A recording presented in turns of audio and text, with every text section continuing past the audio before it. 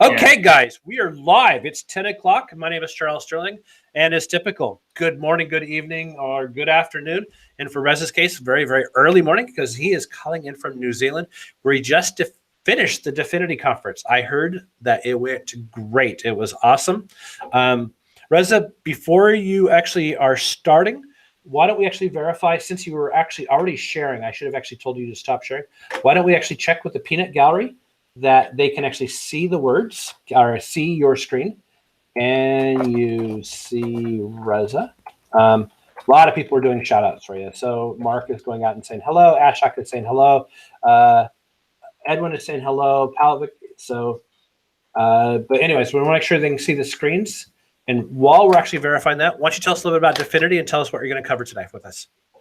Great. Thank you, Chuck, for the opportunity. Thank you, everyone, for joining. My pleasure being with you all today. Just about Dfinity, we had a 3-day conference finished just a couple of days ago in New Zealand, Auckland, in case you want to come to Auckland, New Zealand, and this is in your bucket list, time to do that.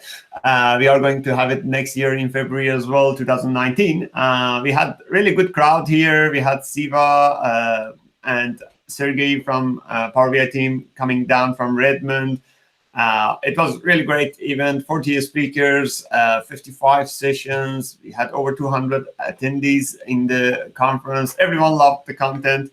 It was quite interesting. We had even a networking party where people go and played poker and things like that, which was quite fascinating. And you're going to do it again in February? Yep, next February. I'll tell you right now, if Siva will let me go, I will go. I know you've been asking me for a long time, but you have my promise that unless Siva says I can't go, I will be presenting for you. Okay, great. I'll try to persuade Siva next time to let you go. All right. Okay. So are we ready to start? Yes, you go right ahead. What are we going to look at today? Okay, great. So this session is about unleashing security patterns in Power BI.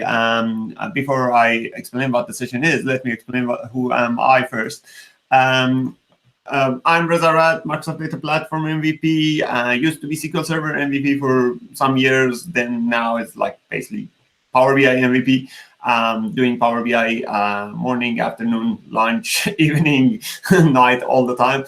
I'm author of some SQL Server BI books as well as a Power BI book, which you can download for free. There's a link at the end of this slide as well. And these are my contact information. In case you have any questions, anything about Power BI, just let me know. If I know the answer, I'll answer that immediately. If I don't know it, I'll try to find the answer and give it back to you. Okay, that's about me and agenda of today. So the session is about security. This session is not about sharing. We won't talk about sharing methodologies of Power BI. I can do another session later on about sharing in case that we have time. We'll share. And if you need it, if you think that that would be useful, we can talk about that, schedule another sharing session with Chuck and in this webinar series. But this session is all about security. We talk about what is row-level security in Power BI and what are different patterns of row-level security, static row-level security, dynamic row-level security. Then we will talk about different patterns of dynamic row-level security, which involves a little bit of DAX expressions as well. So you are expected to understand a little bit of DAX, but if you are new to DAX, don't be afraid. We will make it a little bit easy to understand. I'll go through a number of patterns like users and profiles, organizational hierarchies, manager level access. And if we got time at the end, I'll also talk about row-level security with analysis services live connection. My sessions are usually full of demos, so expect very few slides, mainly demos. And in case you have any questions, just feel free to put your questions and we'll go through it. Aim is to finish it like in about 45 minutes, 50 minutes, and have like the rest for Q&A. Let's see how we go. Okay, row-level security. What is actually row-level security? Power BI, when you share a content with Power BI, that content shared with Power BI is visible for everyone that you shared with. Right. RowLevel Security is not about sharing. RowLevel Security is about giving those people that you shared this content to different view of the data, different level of access of the data. So the content is actually the same content, but they will see different view of the data. That is what we call RowLevel Security. Now, why we call it RowLevel Security? That's one of the main questions that people ask me. The main reason is that because this method of security works based on a filter that you apply on a data row level. That is why we call it row-level security, because you are filtering data rows. I'm going to show you with the first example, which is static row-level security, which I'm pretty sure most of you heard of that scenario, but we'll start with that to make sure that everyone is at the same place. So what I'm going to do is to create a new Power BI solution, and I'm using the sample AdventureWorks data model example for that.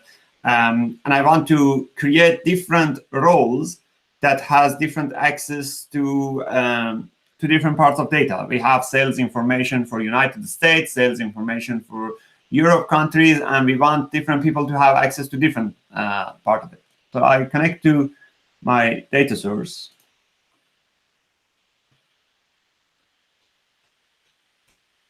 It's a very simple data source I'm using in this scenario. I have a fact table and I have a dimension table. My dimension table has information about countries, regions, and fact table has sales information, obviously. I first built a report that shows you the overall view of what we got in the data. Then we put different security levels on it.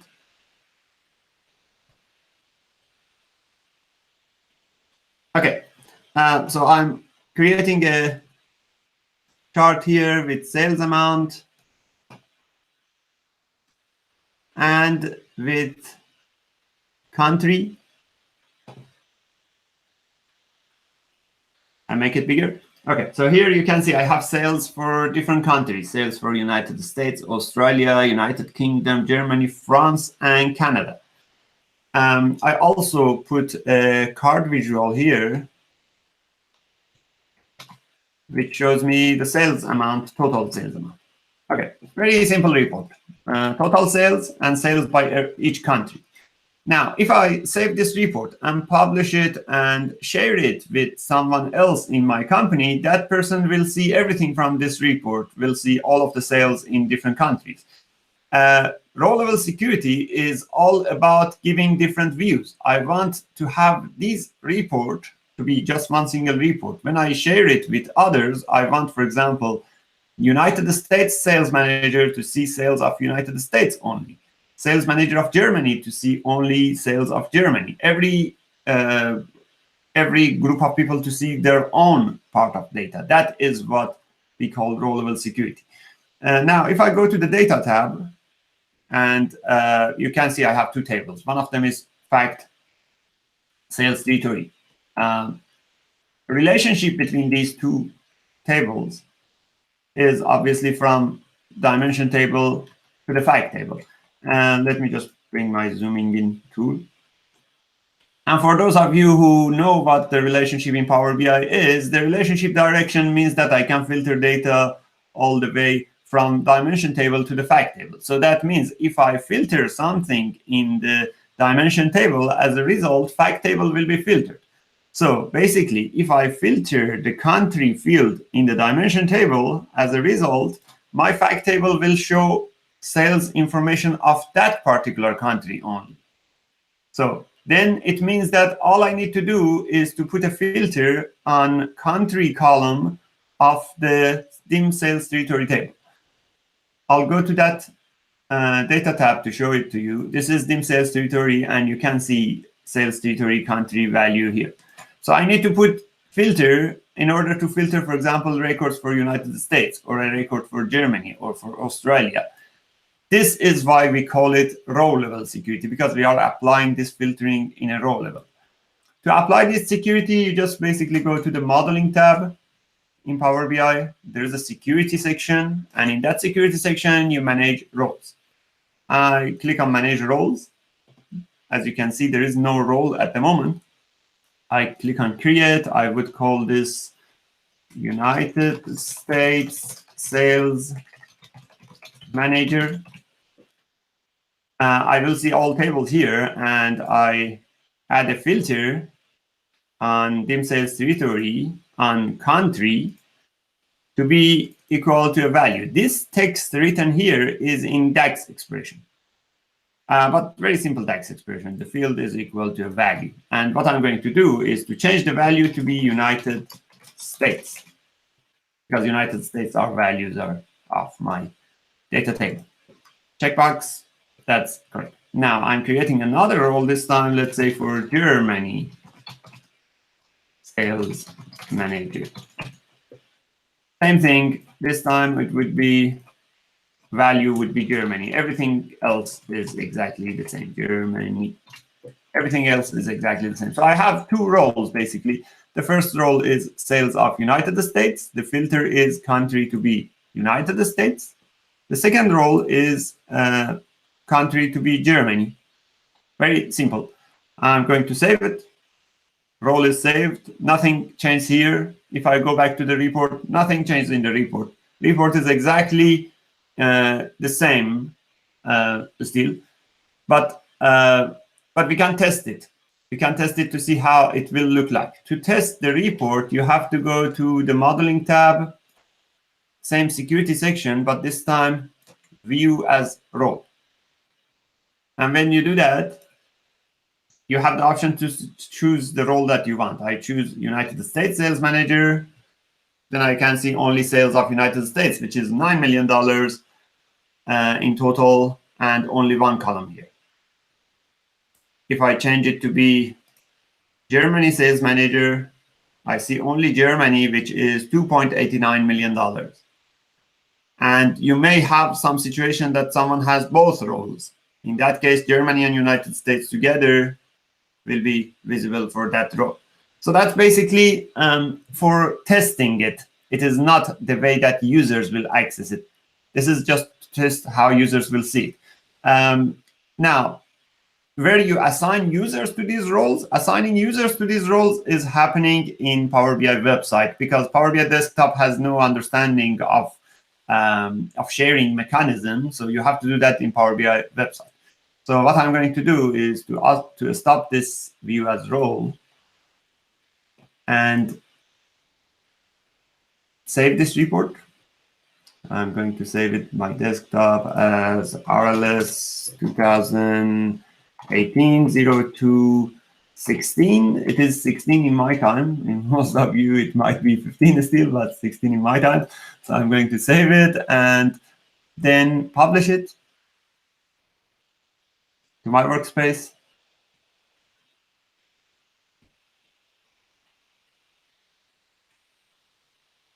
And then open it in service.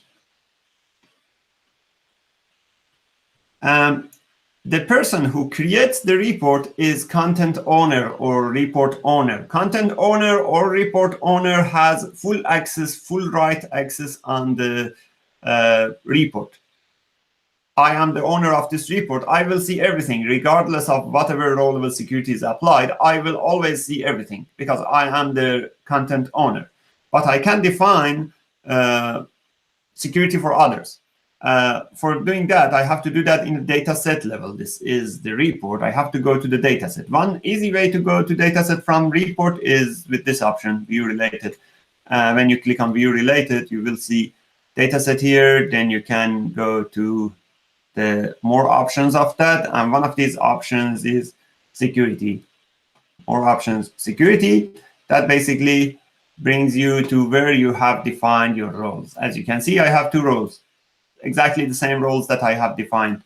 United States Sales Manager and Germany Sales Manager. I put, for example, a user in United States Sales Manager. Now I'm going to add my other user here. I have two users. I'm going to add my other user in here and save it. Now, adding people on a security group or on a RowLevel Security group doesn't mean that those people will have access to your report, because you have to still share the report with them. Security is different from sharing. Security is defining access levels. You still need to share the report with them. So what I'm going to do is go back to my workspace and find that report, which is for 2018-02-16, and share it with the new release. Last time you can share, last month you can now share reports directly. So I'm going to share it directly with my other account.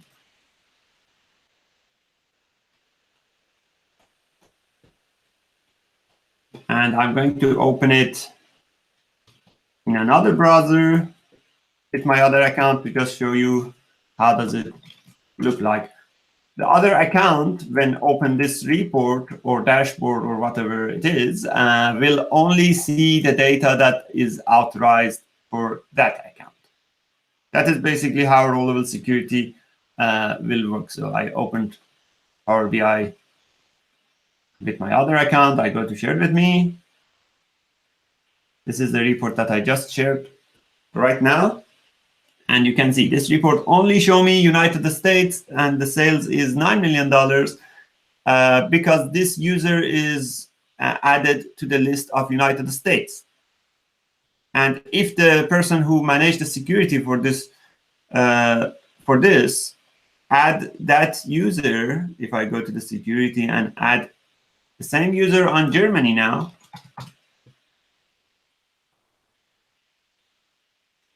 so this user is part of Germany Sales Manager and United States Sales Manager. The next refresh will show Germany and United States. So basically, RowLevel Security, in a very simple way, you defined filters as really simple DAX expressions statically inside RowLevel Security configuration of Power BI Desktop. You publish it, you assign user to it, and share it with users, and they will see only part of data that they have access to it. This is called static RowLevel Security, which is the most simple way of implementing it, but it has some issues. This way of RowLevel Security has one of the issues with this is that what if your company now has another country as a branch to work with? Let's say, for example, a branch in Hong Kong, China. Then you have to go to Power BI Desktop. You have to go to modeling, manage roles, add another role for China. What about if you have another for South Africa after a while? Then you have to create that one as well. So every single change, you have to come in Power BI Desktop, add it, save it, publish it, and then go to Power BI website, assign user to it. Maintenance cost of this RowLevel Security is a bit high if changes are too many. If you don't expect that much changes here, then this method is really simple, very easy to work with. But if you expect many changes, this is not a good method to work with. On the other hand side, what if you want to do what if you want to do a report for salary of people, a payroll report, and you want everyone in the company to see their own data? You don't want them to see obviously everyone else's data. It would be a nightmare. Obviously, they would like to see it, but you don't want them to see their own different people's data. Everyone should see their own data. And you are working in a company that has 10,000 people in it, and it doesn't make sense to come here and create 10,000 roles. Even if possible, it will be a nightmare maintaining that. So what is the solution for that kind of scenarios? The solution for that kind of scenarios is what we call dynamic RowLevel Security. And dynamic RowLevel Security is basically pushing this configuration back into the data model, into the data set of Power BI, instead of maintaining this as separate roles here. So I'm going to do another example with dynamic RowLevel Security now. So I close this one. I open another Power BI report. and I'm connecting to a different data set. In this data set now, I have email address of people in a table, in a data set table. And these email addresses are actually their Power BI accounts. That is the reason why we can keep that configuration in the dataset level, because we have their Power BI accounts. We need a mechanism to determine which Power BI account is logged in, and based on that, then apply security. So I connect to my data source.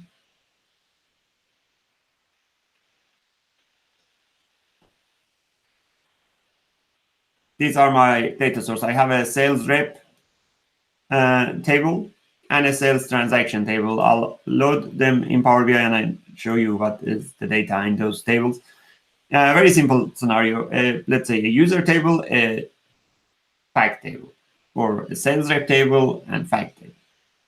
Sales rep table has information about sales representative, and fact table has information about which transaction is done by which sales rep. These two tables are obviously related to each other. Okay, let me show you the data tables. This is my user table. As you can see, ID of users, their name, and their email. This email field is really important. This is their Power BI accounts, actually. Then I have another table, which is the sales transaction table, which says in each date, which sales rep made which sales amount transactions. And these two tables are related with each other. So we know that this transaction is made by this sales rep. Very simple scenario. I'm going to put a report here with a table this time. And from sales rep, I'll bring their name, let's say email. And from transactions, I bring date and the sales amount. Okay, I'm going to make it bigger so it is easier to see in all sides of screens. Okay, so this is the sales information, as you can see. And you can see that I have different email addresses here, different people, everyone made different sales transactions.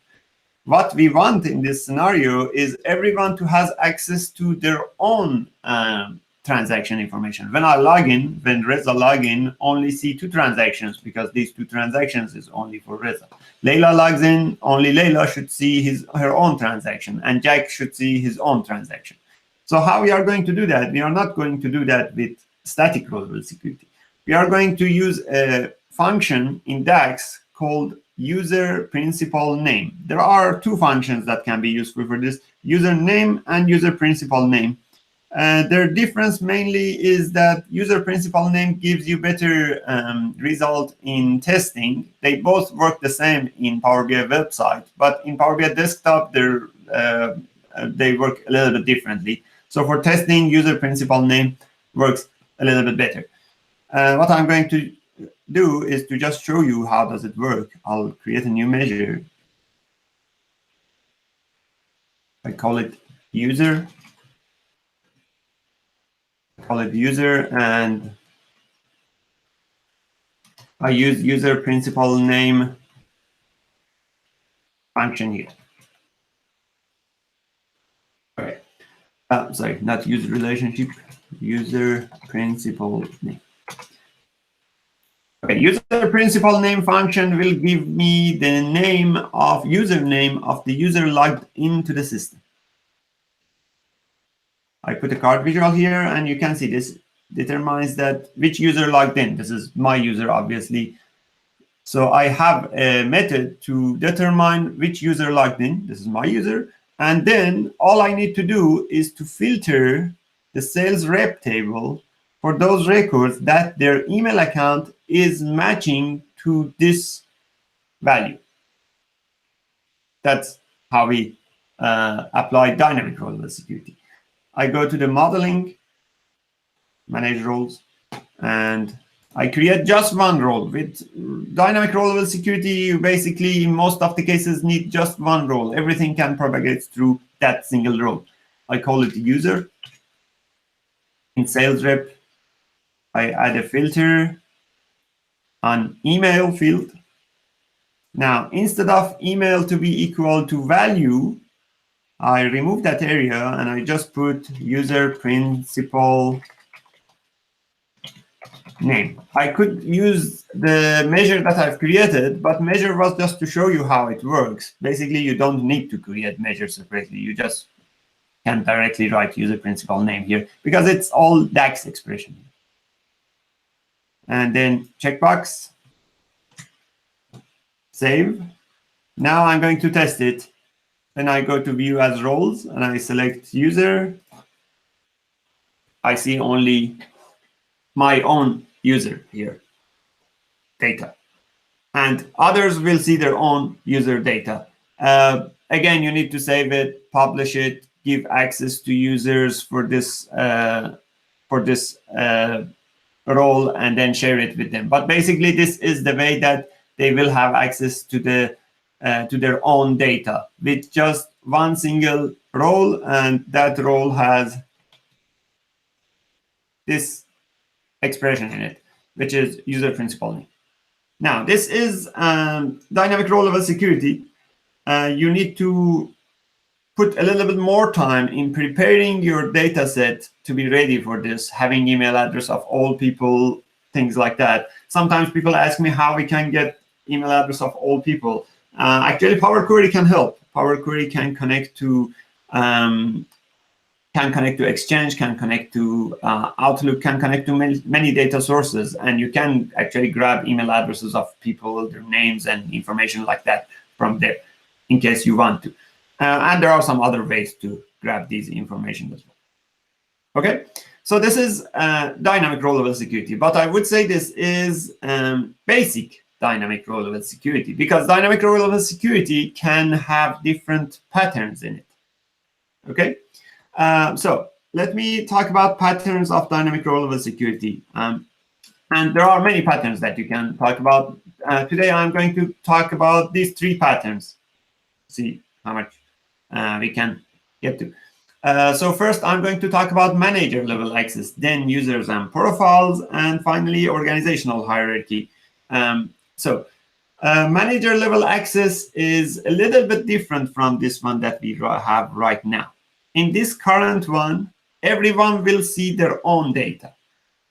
There is no manager in this scenario. If I have a manager, I want that manager to be able to see everything, but users, normal, let's say, sales rep, to see their own data. So normal user, sales rep people to see their own data, manager to see only, manager to see everything. Okay, this is one scenario. Now, it has 2 ways of implementing. One way is, let's say, the easy way is you go to manage roles, you create another role as manager level. And in the DAX filter for that, you actually put nothing, or you put just one statement, which is true, because this is a conditional statement. It should return true or false. You just put true. That means everyone in that role has access to that. But the thing is that when you want to add people to that manager role level or remove it from there, then you have to go to Power BI security configuration and add them one by one here. We want to keep all of these information inside the model to make it much easier to work with. How that works, in that scenario, you can then work with a DAX expression to find that out. I'm going to show you that as an example. I open a Power BI report, different data set this time. And this time, my data set is very similar to the previous one. The only difference is that I do have a field called isManager, which is telling me that is this role a manager role or not.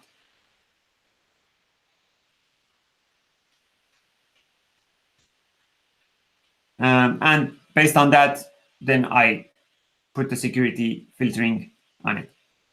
I select both tables. And just to show you, this is the difference this time. In the sales rep table, I have isManager. is manager. If it is 1, means it is a manager record. And we can obviously have more than 1 user as a manager. Obviously, the rest, everything is exactly the same. I bring this data into Power BI and I create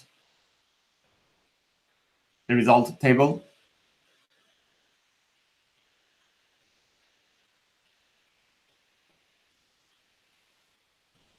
Okay.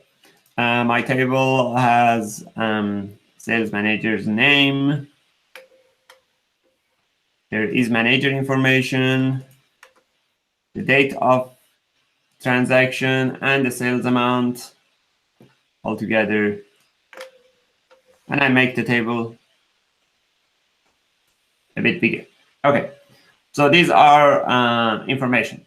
You can see if these users are manager or not. These 2 users at the moment, none of them are managers. So I expect every single one of these to see their own data, right? But if they are manager, I expect them to see everyone's data. What I can do is I have the mechanism to determine which user logged in.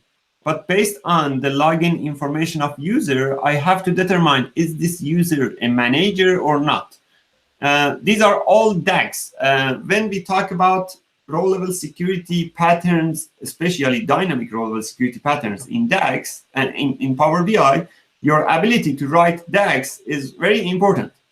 If you are good with DAGs, you can write really powerful row-level security mechanism.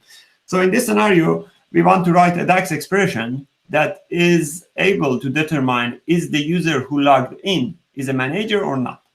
I'm going to show you in a measure first, and then I will convert it to a row-level security statement. So my measure here would be, first I filter the table to make sure I'm getting the user who logged in. I put a filter statement. I'm filtering the user table. It was called sales rep, I think. Sales rep table, where the email is user principal name. Okay. Now, this is giving me sub-table of the actual sales rep table, where the user is the user who logged in. Then from that, I need to find out, is this user a manager user or not? So inside this filter, I can put another expression as well. I can say, is manager field is 1. 1 means it is manager, right, in this scenario that we have. So basically, this filter is returning me a sub-table for the user who logged in, and is manager field of that user is true. So if the user who logged in is a manager, this subtable will return a record. If not, this subtable will be blank, right?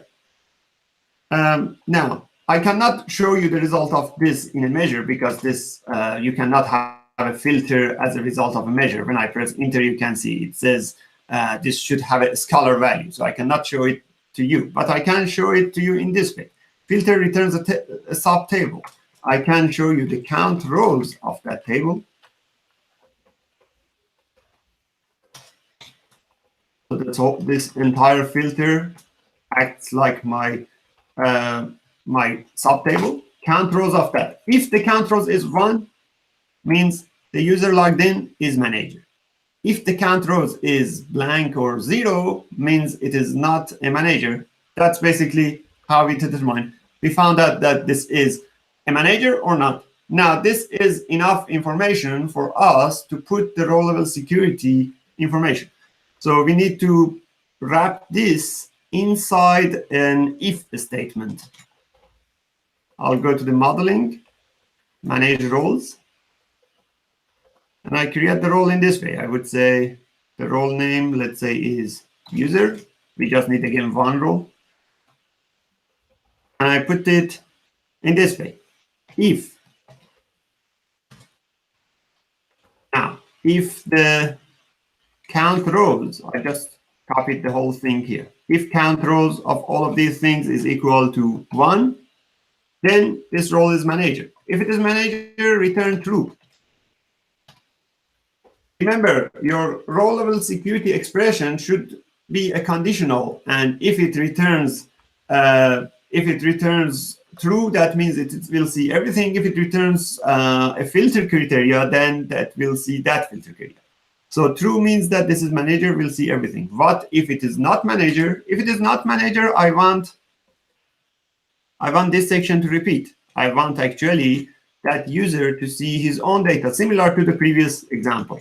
This is exactly what we have done in the previous basic dynamic row-level security example. This is when the user is not manager. When user is not manager, it will see his own data. When user is manager, true, see everything, right? I'm going to close the expression, checkbox, save it. Now, I will say view as role this user.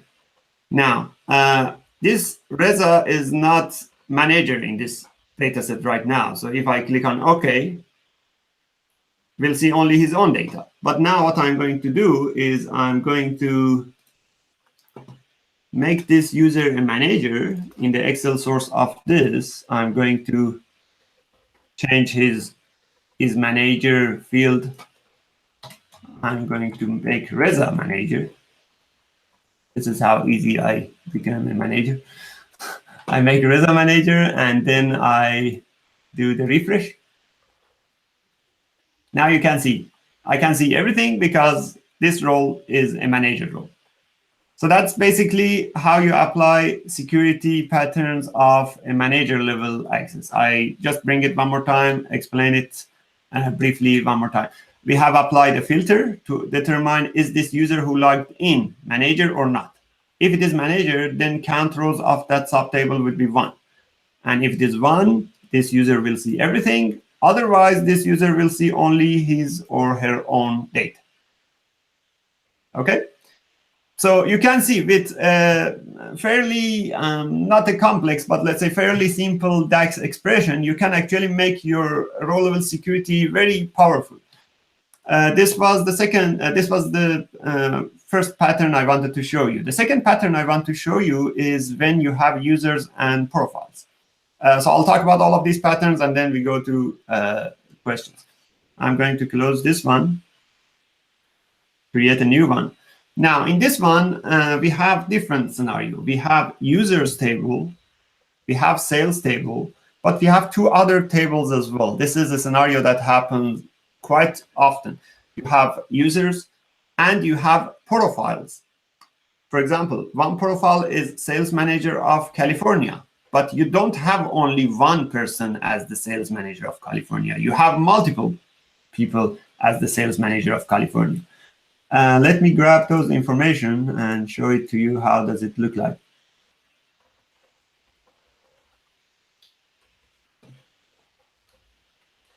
So we have multiple people with different profiles, and each user can have multiple profiles. Each profile can belong to multiple users. I'll bring all of these tables and I'll show you how these are all related to each other.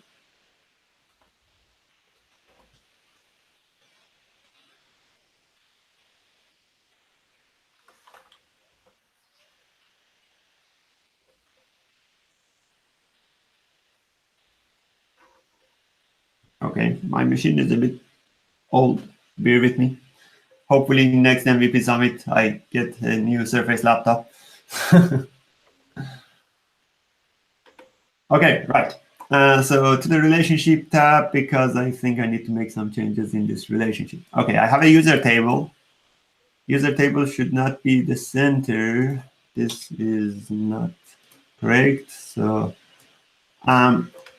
this is the scenario that I have a user table, user profile table, and a profile table. Okay, user table should not be again related to sales transaction table. Sales transaction table should be related to profile table. Okay, I have a sales table, and the sales information is related to the profile table. what are profiles? Profiles are like sales manager of Seattle, sales manager of Chicago, sales manager of Portland, things like that. These are profiles. Now I go to the relationship one more time. So this says that this sales transaction is for this profile. But who is in this profile? I might have more than one people in that profile. And also, one person can have multiple profiles. You might have Reza, sales manager of Seattle, sales manager of California, and some other places as well. That's why we have a new table here, user profile, which attaches users and profiles together, link them together, right? This is the typical type of scenario when you have profiles of users. And now what you want to do is you want to show the sales information only for the profile that this user is belong to in the report. If I create a card visual here and put a sales amount in this one, $600, this is the total sales amount. Now I want to put a RowLevel Security, that when I put that RowLevel Security, the result is giving me sales amount of only transactions that this user is belong to. Now, if I go to the modeling to manage roles and create one role on the user, because user is the table that has email addresses in it, right? And say their email is equal to user principal name. Same actually filter that we applied for the dynamic RowLevel Security before. When I say that, and let me call this role as user, I try view as role, user, nothing happens. I still see $600. Okay, why I see $600? There are different transactions in that table. I should see less than $600. The thing is about relationships. Very important concept in RowLevel Security.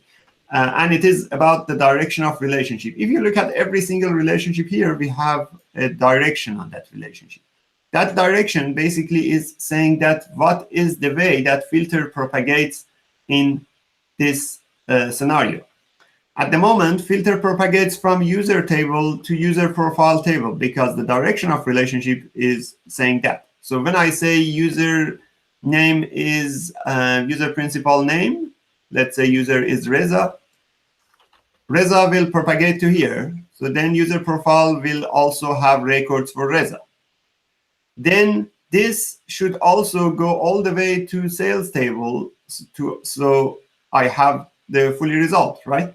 But you can see the direction of relationship here is not this way. It is this way directional, right? Single directional this way. This does not allow Reza filtered records to go here. As a result, this will not filter the data of the sales table. This direction of relationship is fine. This is to the fact table. But this direction of relationship is not fine for this scenario that I'm implementing. So what is the solution? The solution is to make this relationship to be both directional or to write some DAX expressions. Both are possible, but because we don't have so much time, so I explain both methods. I'm just only explaining the easier one, which is changing the direction of relationship. I'm changing the direction of relationship, but there is a link to the other method that I explained in my blog post, and at the end of the slide deck, you can use that. I double click on this relationship. I make the cross filter direction both directional. And you need to make sure this checkbox is selected. Probably you have seen this before, but you may wonder why this checkbox is there. This checkbox is exactly for this kind of scenario. This is only for security filter to propagate, right? So I select this one and click OK. Now, when I've done that, if I go to the report, you can see I see $300 for this user because this is part of data that this user has access to. So changing the direction helps in this scenario. But one very important thing, very let's say, the most important thing in this scenario is changing the direction of relationship is easy solution, but it's not always the best solution because this will reduce performance of your solution. So you have to be careful for working with very large tables when you apply this. There is another method that I mentioned in my blog post that has a DAX expression written, which take care of that as well, right? Make sure to check that out. So you have to try these both methods to see which one is working. Okay, so this was the second pattern, which was users and profiles. I'm going to explain the third pattern as well quickly, and then we go to Q&A. Hopefully, we have some time for the Q&A. The third pattern that I'm going to explain is hierarchies. That is also one of the common patterns. We have scenarios that you have a user table, and these users has managers. Those managers may have also other managers. You want every user to see their own data and their manager to see data of people who are reporting to them. And if people are reporting to their direct reports, everyone like that. So the whole hierarchy access. I'll get another data set for this.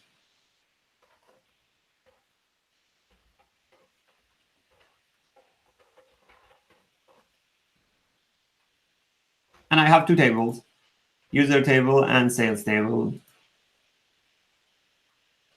The user table in this scenario has a field which is the manager ID. The manager ID shows who is the manager of that user. Okay. And based on that, we are going to analyze the manager information and find out the hierarchy. I'll show you what the user table look like. Okay, this is how the user table look like. We have two important fields, except email, which has email or Power BI accounts of users. We have ID table, ID column, and manager ID column. What manager does, it is saying that for this user, for example, for user ID 5, the manager is ID 1, which is this one.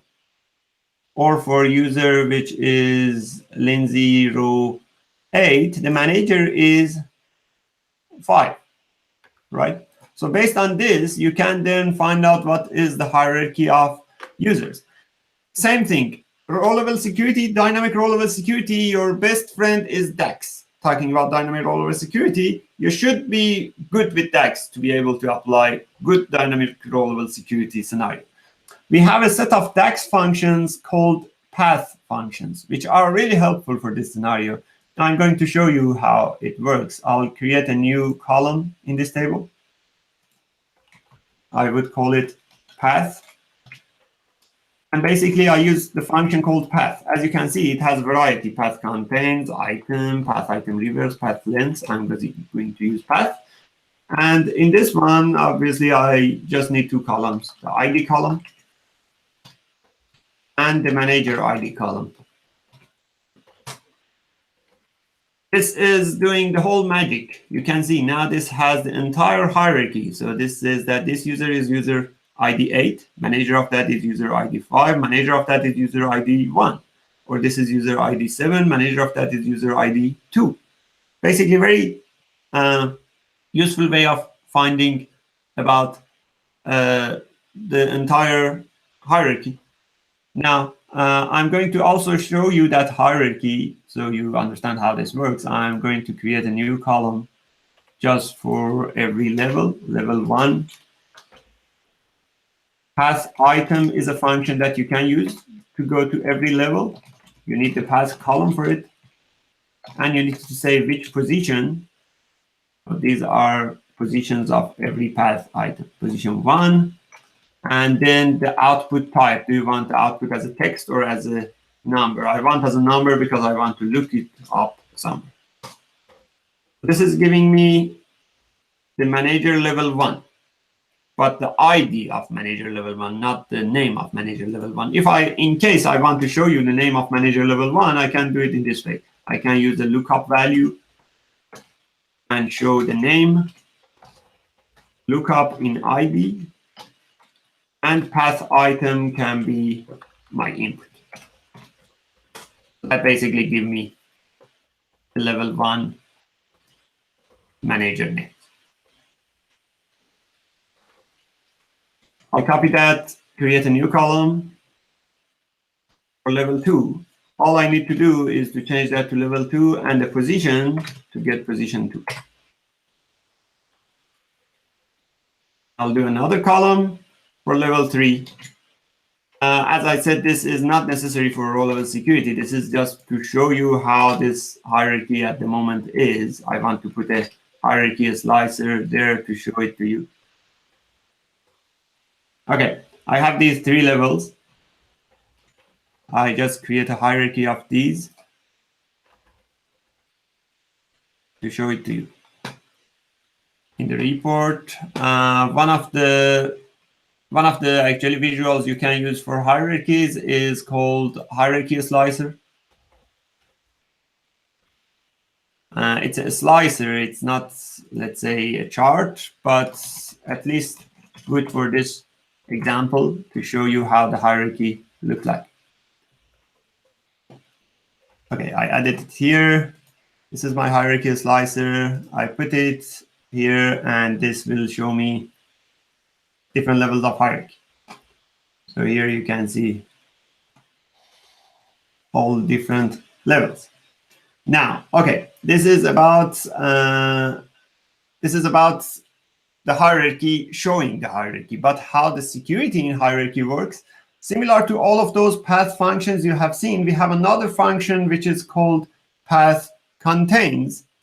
Instead of path, the normal path column, we use path contains column. So I'm going to go to the modeling, manage roles. I create one role for the user table, and I put it in this way. First, I filter that table. The table that I'm filtering is user table.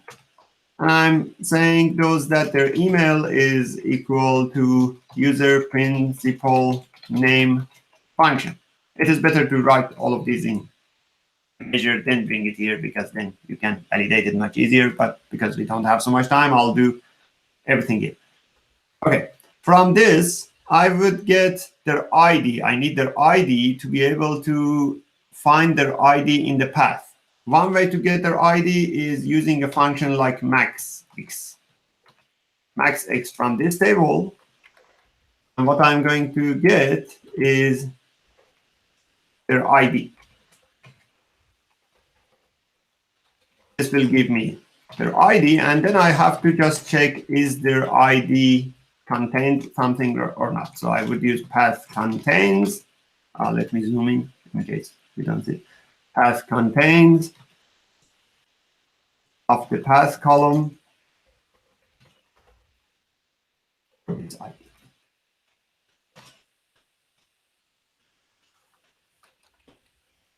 So basically 3 steps. First, filtering all records for the user logged in. When we did that filtering, then get the ID of that user logged in. When we got the ID, then find out all records that this user is part of the path there. So let me show you the result. I need obviously a table with usernames and the sales transaction. This is going to be the last example for today. And I say view as role. Now, the current role is Reza. And as you can see, I can see my own record and everyone who is in my list of hierarchy. I can see all of these information. All right, that was a little bit more than what I expected, but in summary, we talked about these. I didn't have a chance to talk about RowLevel Security with Analysis Services Live connection, but there is a link for that. For all of these examples that I mentioned to you, there is a link in the slide deck, full details, everything with all codes there. Okay, that's about me. We can go through some questions in 5 minutes. Okay, so one of the questions that were asked several times, is this being recorded and can I go back and look at it? Yes, same link is actually recording. As soon as I hit stop, it will actually show you the recording. The second question was, as I saw a couple times, was, hey, can I get RowLevel Security to work with publish to web? Can you go through and show why people cannot do that? No, you cannot have RowLevel Security in publish to web, because actually, basically, when you use publish to web, there is no user authentication. Publish to web, anyone with just a browser can open that report. There is no place that you log in. And when you don't log in, there is no login information that you use for RowLevel Security. Publish to web is not for that. If you want ability of publish to web and RowLevel Security, your result is Power BI embedded. You have to use that. Mehdi says that he's actually a little bit surprised that bidirectional filtering kills performance, and I let him know that the optimizer will default back to table scans in many cases for that. And I also said that Marco Russo's famous quote, you know what happens to people that turn on bidirectional filtering, right? Yes, correct. So bidirectional filtering right now is performing much better than what it was before, as you mentioned exactly. And I didn't have time to show you another method. So one method was changing that to be bidirectional filter. The other method is to play with DAX, because dynamic RowLevel security is all about DAX. You can write some DAX filter statements and get the same result as bidirectional filter instead of, and you won't have that performance issues. I have written about that. This is one of the links here. And Isham was asking, the last question that we'll take is, any guesses as to why RLS doesn't support Q&A? I believe it is because haven't yet implemented. Yeah, that's exactly right. It's on our backlog, and we're actually, watch this space. We're going to be doing a whole bunch of new Q&A functionality going forward. So you're going to be seeing it in all kinds of places, and a lot of effort's going to be dedicated to that.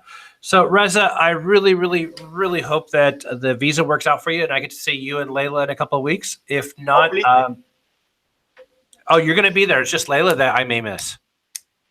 Yeah, hopefully no, for both of us. Hopefully we will. Oh, okay, gotcha. And I hope your visa works. Yeah. I hope I get to see you in a couple of weeks.